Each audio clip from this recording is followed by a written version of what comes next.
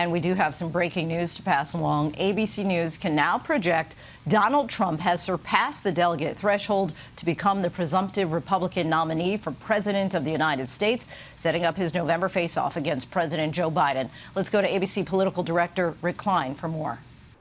Linsey, the state's voting tonight, making it official for Donald Trump. He's able to go over the top, get that majority of delegates that he would need at the national convention. You know, it makes it an interesting primary campaign. Everything started in Iowa, where Trump beat both DeSantis and Nikki Haley by a huge margin. Then came probably the closest challenge that he was going to get in New Hampshire. Nikki Haley was the last candidate standing, ended up losing by 11 points. A bit disappointing for her. She went on to her home state, lost by 20. The writing was pretty much on the wall at that point. But then you had Super Tuesday, a huge swath of the country voting on the same day.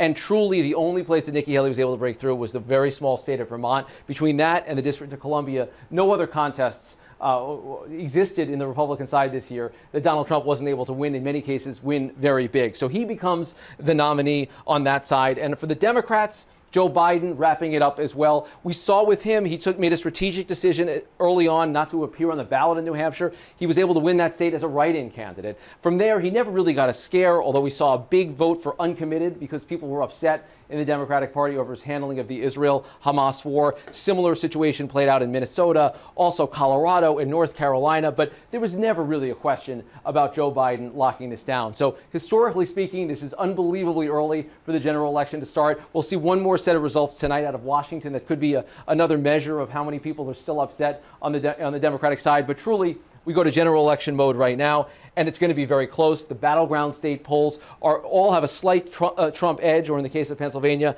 a tied race. And you can see our 538 polling average right now, the narrowest advantages for Donald Trump. Both of these candidates are still going to have to worry about consolidating their bases a little bit, but the general election effectively starts now. Linsey? Rick Klein, our thanks to you as always.